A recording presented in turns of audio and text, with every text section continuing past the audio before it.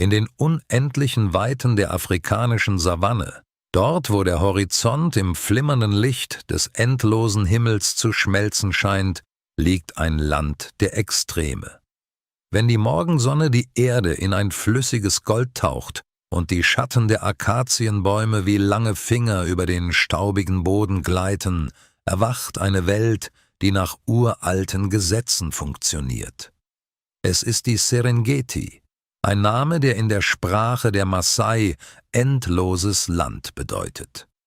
Hier in diesem gewaltigen Heiligtum der Natur herrscht ein empfindliches Gleichgewicht zwischen Leben und Tod, zwischen dem Jäger und der Beute, zwischen dem ersten Atemzug eines neugeborenen Gnus und dem letzten Seufzer eines sterbenden Raubtieres. Inmitten dieser Wildnis lebte und arbeitete ein Mann namens Daniel. Er war kein gewöhnlicher Mann, er war ein Wildhüter, ein Ranger, der sein gesamtes Dasein dem Schutz dieses Ökosystems verschrieben hatte. Für Daniel war die Serengeti nicht bloß ein Arbeitsplatz oder eine Kulisse für Touristenfotos. Sie war sein Schicksal, sein Atem und sein tiefster Lebenssinn. Jeder seiner Tage begann lange vor dem Morgengrauen, wenn die Luft noch kühl und die Welt in ein tiefes Indigo getaucht war. Mit seinem zerbeulten, staubbedeckten Geländewagen patrouillierte er über die zerfurchten Pfade. Er war das Auge des Gesetzes in einer Welt, die keine Paragraphen kannte. Er rettete verletzte Tiere, dokumentierte die Wanderungen der Herden und lieferte sich oft gefährliche Katz-und-Maus-Spiele mit Wilderern, die das Gleichgewicht der Natur für schnelles Geld zerstören wollten. Über die Jahre hinweg hatte Daniel gelernt, die Savanne wie ein offenes Buch zu lesen.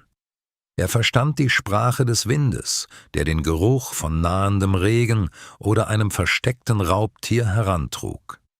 Er wusste genau, in welchen Schlammlöchern die Elefanten ihre täglichen Bäder nahmen, unter welchen dichten Gebüschen die Zebras Schutz vor der unbarmherzigen Mittagshitze suchten und welche geheimen Pfade die alten, mürrischen Büffel nutzten, um zur Tränke zu gelangen. Er war kein Fremder mehr in diesem Land, er war ein Teil von ihm geworden, sein aufmerksamster Wächter. Jener schicksalshafte Morgen begann wie so viele andere.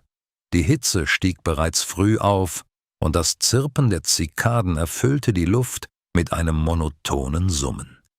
Daniel fuhr eine abgelegene Route am Rande des Nationalparks, wo das Gelände rauer und die Vegetation dichter war. Sein Blick scannte routiniert die Umgebung, achtete auf Geier am Himmel oder ungewöhnliche Spuren im Staub. Plötzlich stockte ihm der Atem.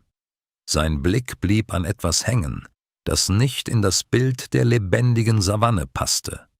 Am Rande eines dichten Dickichts aus dornigen Akazienbüschen lag ein großer, unbeweglicher Körper. Zuerst durchfuhr Daniel ein kalter Schauer des Zorns. War dies ein weiteres Opfer von Wilderern? Hatten sie wieder zugeschlagen und ein Tier achtlos liegen lassen? Er stoppte den Wagen, schaltete den Motor aus und wartete. In der Stille der Savanne war nur das Knacken des abkühlenden Metalls zu hören. Daniel stieg vorsichtig aus. Seine Hand ruhte zur Sicherheit an seiner Ausrüstung. Er näherte sich dem Gebüsch, wobei er jeden Schritt sorgfältig setzte, um kein Geräusch zu verursachen. Dann sah er es. Ein kaum wahrnehmbares Zittern. Ein schwacher, krampfhafter Atemzug, der den staubigen Körper für einen Sekundenbruchteil hob. Das Tier lebte noch, doch es kämpfte einen verzweifelten Kampf gegen das Unausweichliche. Daniel erstarrte. Fast ohne zu atmen, trat er noch einen Schritt näher. Aus einer Schicht aus Staub, getrocknetem Blut und verdorrten Blättern blickten ihn plötzlich Augen an. Es waren trübe, bernsteinfarbene Augen, die einst wie Feuer geleuchtet haben mussten.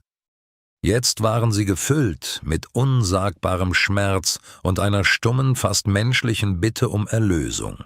Vor ihm lag ein Löwe. Doch es war kein stolzer Herrscher mehr. Was Daniel dort sah, war nur noch ein Schatten des einstigen Königs, der Savanne. Der einst so mächtige Körper war zu einem Skelett abgemagert, über das sich die Haut wie Pergament spannte. Die Rippen traten scharf hervor, und die einst prächtige dunkle Mähne war nur noch ein verfilztes Knäuel aus Haaren und Dreck. Es war ein Anblick tiefster Tragödie. Der gewaltige Jäger, dessen Brüllen einst die Erde erzittern ließ, lag nun hilflos im Staub, besiegt nicht von einem stärkeren Gegner, sondern von der grausamsten Seite, der Natur. In diesem Moment zog sich Daniels Herz zusammen. Er erkannte diesen Löwen. Es war nicht irgendein Tier, es war Simba, ein alter, legendärer Mähnenlöwe, den die Ranger seit Jahren kannten. Simba war jahrelang das Oberhaupt eines stolzen Rudels gewesen, ein Symbol für Stärke und Unbeugsamkeit. Dass er nun so enden sollte, war für Daniel unerträglich. Das Schicksal dieses stolzen Tieres hing nun an einem seidenen Faden und an der Entscheidung eines einzelnen Menschen. Daniel wusste, dass er eigentlich nicht eingreifen durfte. Die Gesetze der Natur sind hart, und der Tod eines alten Tieres macht Platz für neues Leben. Doch etwas in Simbas Blick verhinderte, dass er einfach wegfuhr. Daniel erinnerte sich an die Fleischvorräte in seinem Wagen. Er führte oft frisches Fleisch mit sich, falls er verwaiste Raubtierjungen oder verletzte Tiere fand, die in Auffangstationen transportiert werden mussten. Er eilte zum Wagen, holte ein großes Stück Rindfleisch und legte es vorsichtig einige Schritte vor die Nase des Löwen. Dann wich er zurück. Als er Simba nun aus der Nähe betrachtete, bot sich ihm ein Bild des Grauens, das selbst einen erfahrenen Ranger erschaudern ließ. Der gesamte Körper des Löwen war von Parasiten befallen. Hunderte, wenn nicht Tausende von Zecken hatten sich in die dünne Haut gebohrt, ihre Körper prall gefüllt mit dem letzten Blut des Tieres. Doch das war noch nicht das Schlimmste. In der Flanke des Löwen klaffte eine tiefe, eitrige Wunde. In ihrem Inneren wanden sich hunderte weißer Maden. Diese Parasiten fraßen das Tier buchstäblich bei lebendigem Leibe auf. Der Geruch von Verwesung und Krankheit hing schwer in der Luft. Es sah aus wie eine Szene aus einem Albtraum. Simba wurde von innen und außen langsam verzehrt. Daniel wusste sofort, das war kein natürlicher Prozess. Ein gesunder Löwe kann mit Parasiten umgehen. Irgendetwas hatte Simba so sehr geschwächt, dass sein Immunsystem kapituliert hatte. Daniel zögerte nicht länger. Er griff zum Funkgerät und rief den tierärztlichen Dienst des Nationalparks. Mit gepresster Stimme beschrieb er den Zustand des Löwen. »Es ist Simba«, sagte er nur, und am anderen Ende der Leitung entstand eine kurze, ehrfürchtige Stille. Jeder kannte Simba. Kurze Zeit später traf das mobile Team ein. Ein schwerer Geländewagen mit medizinischer Ausrüstung wirbelte Staubwolken auf, als er neben Daniels Wagen zum Stehen kam. Die Tierärzte waren schockiert.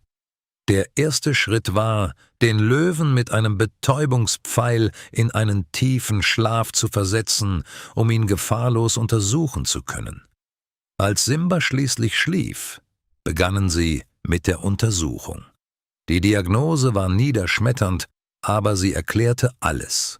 Tief im Muskelgewebe, nahe der Wirbelsäule, fanden sie eine großkalibrige Kugel, das schändliche Souvenir eines Wilderers.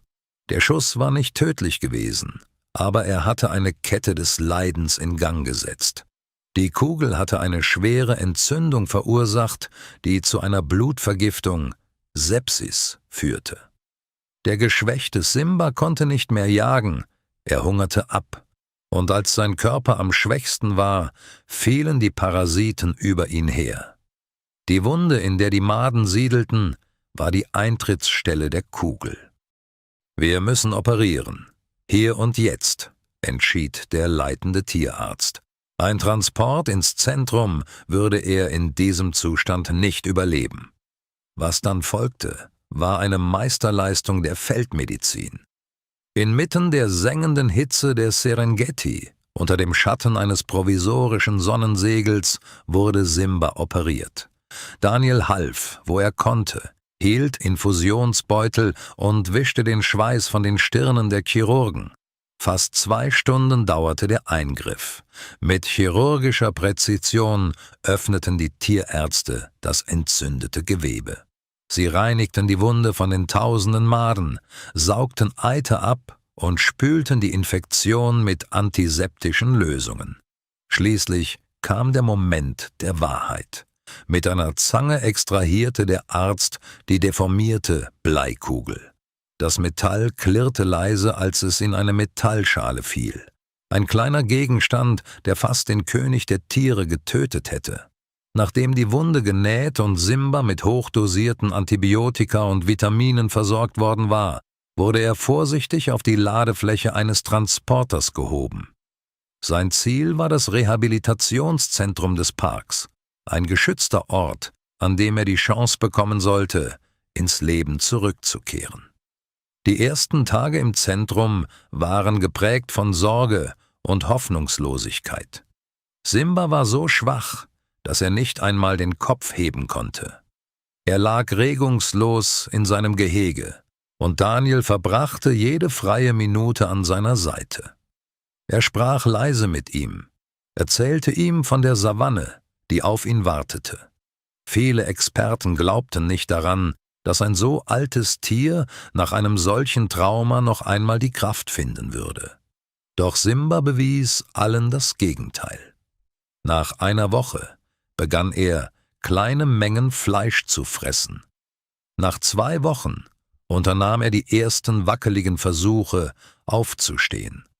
Seine bernsteinfarbenen Augen verloren den trüben Schleier und begannen wieder zu funkeln. Zwischen dem Ranger und dem Löwen entwickelte sich eine Bindung, die rational kaum zu erklären war. Simba lernte Daniels Schritte zu erkennen. Wenn der Geländewagen des Rangers vorfuhr, hob der Löwe den Kopf. Wenn Daniel an das Gitter trat, antwortete Simba mit einem tiefen, sanften Grollen. Es war kein Drohgebärde, sondern eine Form der Anerkennung. Es war, als wüsste das Tier genau, wem es sein Leben verdankte. 3 Monate vergingen. Aus dem wandelnden Skelett war wieder ein kraftvoller Jäger geworden. Die Mähne war nachgewachsen, dichter und dunkler als zuvor. Die Muskeln spielten wieder unter der glänzenden Haut. Simba war bereit. Der Tag der Freilassung war gekommen. Daniel fuhr den Transporter tief in Simbas altes Revier. Als die Tür des Käfigs geöffnet wurde, stürmte der Löwe nicht einfach davon. Er trat langsam hinaus auf den Boden der Serengeti, den er fast mit seinem Blut getränkt hätte. Er atmete die vertraute Luft tief ein. Dann passierte etwas, das alle Anwesenden zu Tränen rührte. Simba blieb stehen. Er drehte sich um und blickte direkt zu Daniel. Es war kein Blick der Wildheit, sondern ein Moment absoluter Klarheit und Dankbarkeit. In dieser kurzen Pause schien die Zeit stillzustehen. Dann stieß Simba ein gewaltiges Brüllen aus, ein Geräusch, das kilometerweit über die Ebenen hallte und verkündete: Der König ist zurück. Jahre vergingen. Daniel patrouillierte weiterhin in der Serengeti.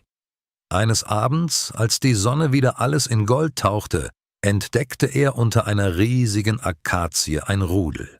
Er hob das Fernglas und sein Herz begann schneller zu schlagen.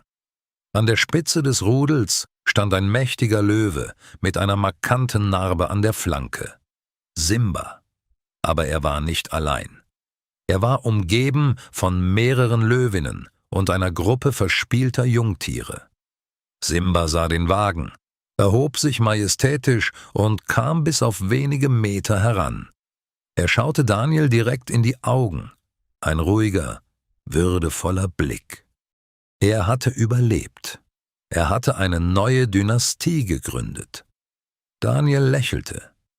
Die Geschichte, die mit dem grausamen Werk von Parasiten und einer Kugel begonnen hatte, endete als Beweis dafür, dass Menschlichkeit selbst in der härtesten Wildnis Wunder bewirken kann. Liebe Zuschauer, diese Geschichte zeigt uns, dass wir nicht nur Beobachter der Natur sind, sondern ihre Hüter. Ein kleiner Akt der Gnade kann den Lauf eines ganzen Lebens verändern, sogar das eines Löwen. Was denkt ihr über Daniels Entscheidung?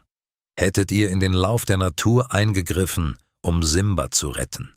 Schreibt uns eure Meinung und euren Standort in die Kommentare.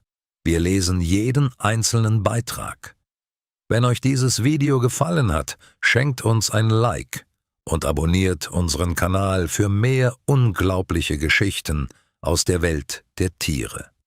Bis zum nächsten Mal in der unendlichen Weite der Serengeti.